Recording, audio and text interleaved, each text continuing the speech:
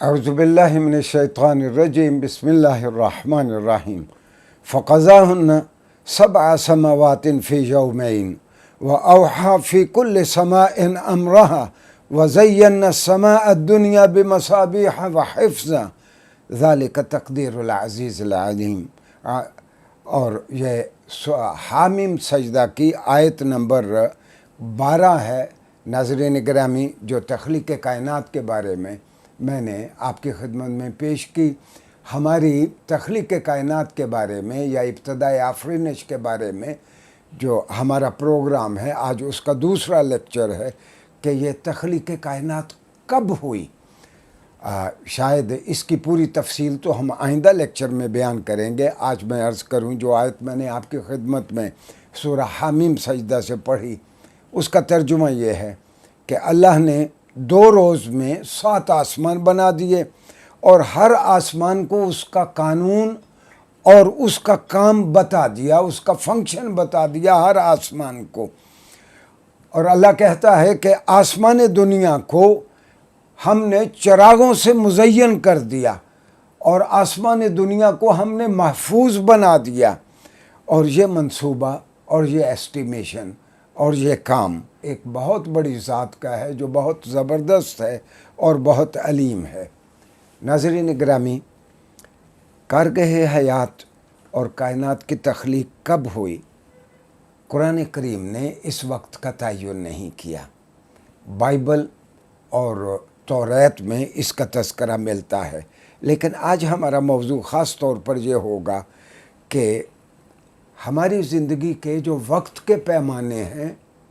وہ آخری زندگی میں ہمارے وقت کے جو پیمانے ہوں گے، یہ اور ریئلم ہے، یہ اور دنیا ہے، اور آخرت کی ہیر آفٹر کی دنیا بالکل مختلف ہے۔ لہٰذا ہم آخرت کے دنوں کو اگر آج کے دنوں کی مشابہت پہ اور اس کی انالوجی پہ سمجھیں گے تو اس سے ہمیں الجھن ہوگی کہ یہ دونوں ریئلم، یہ دونوں زندگیاں مختلف ہیں، اس کے پیمانے اپنے اپنے ہیں۔ مثال کے طور پر قرآن کریم نے ایک جگہ کہا وَإِنَّ يَوْمًا عِنْدَ رَبِّكَ كَأَلْفِ سَنَةٍ مِّمَّا تَعُدُّونَ، یعنی جہاں اللہ تعالیٰ خود یہ فرما دے قرآن کریم میں کہ تم جس طرح دن شمار کرتے ہو، اور اس کے بعد اللہ میاں کہے کہ آخرت کا دن تمہارے شمار کے مطابق آخرت کا دن کتنا بڑا ہوگا۔ یہ سورہ حج کی آیت نمبر 47 ہے کہ جس میں اللہ نے کہا کہ اللہ کا جو دن ہے، یعنی آخرت میں جو دن ہوگا، وہ جو ہمارے حساب سے 1000 سال بنتا ہے، اس کے مطابق آخرت میں ایک دن ہوگا۔ ہاں، ایک اور جگہ اللہ تعالیٰ نے فرمایا کہ تعرج الملائکۃ والروح الیہ فی یوم کان مقدارہ 50,000 سنۃ۔ سارے مفسرین کی رائے یہ ہے کہ یہ آیت خاص طور پر قیامت کے دن کے بارے میں اتری ہے، اور یہ سورہ المعارج کی آیت نمبر 4 ہے، جس کا ترجمہ یہ ہے کہ اس دن فرشتے اور روح الامین سیدنا جبریل امین وہ اوپر تشریف لے جائیں گے، اور اس ایک دن کی جو مقدار ہوگی، جو ہمارے یہاں سالوں کی مقدار ہے، اس کے مطابق وہ 50,000 سال کے برابر وہ ایک دن ہوگا۔ اور یہ قیامت کا دن ہوگا جس دن ساری مخلوق کا اللہ تعالیٰ خود حساب لے گا، ساری مخلوق کا اللہ تعالیٰ خود حساب لے گا۔ اور حقیقت یہ ہے کہ یہ کب ہوگا، یہ راز اللہ تعالیٰ نے اپنے پاس رکھا ہے۔ اور جس طرح میں نے عرض کیا کہ یہ بھی کہا گیا، رسول اللہ صلی اللہ علیہ وسلم نے فرمایا، یعنی اس کو ہم انگریزی میں سبجیکٹو یا اردو میں موضوعی کہتے ہیں، کہ جو نیک لوگ ہوں گے ان کو یہ اتنا لمبا دن، رسول اللہ صلی اللہ علیہ وسلم فرماتے ہیں کہ نیک لوگوں کو یہ قیامت کا 50,000 سال کا دن اس طرح لگے گا گویا انہوں نے صرف فرض نماز پڑھی ہے۔ فرض نماز پڑھنے میں ہمیں جتنا وقت لگتا ہے، اتنے وقت میں لوگ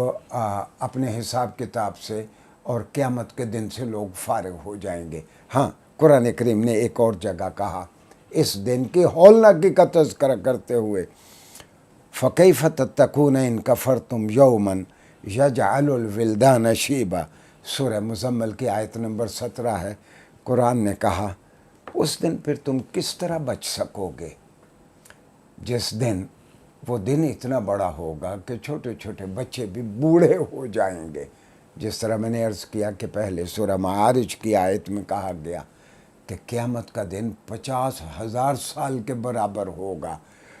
ناظرین، اگلے لیکچر میں ہم اس کا جائزہ لیں گے کہ ہماری تعلیمات میں کیا کائنات کی عمر کا تعین کیا گیا ہے، یا اس وقت کا تعین کیا گیا ہے کہ کس لمحے اللہ تعالیٰ نے کائنات بنانی شروع کی۔ میں نے ایک موٹی سی بات اس سلسلے میں عرض کر دی تھی کہ قرآن کریم میں ایسا کوئی تذکرہ نہیں ہے باقی آسمانی کتابوں میں جو یقیناً تحریف شدہ ہیں، توریت ہو، انجیل ہو، باقی جو صحیفے آئے وہ وقت کے ساتھ ساتھ بدلتے رہے۔ صرف قرآن ہے جس میں کوئی تبدیلی نہیں ہوئی، وہ ہر تحریف سے اور تصحیف سے مبرہ ہے، اس میں ایسی کوئی تفصیل نہیں ہے۔ شکریہ جی۔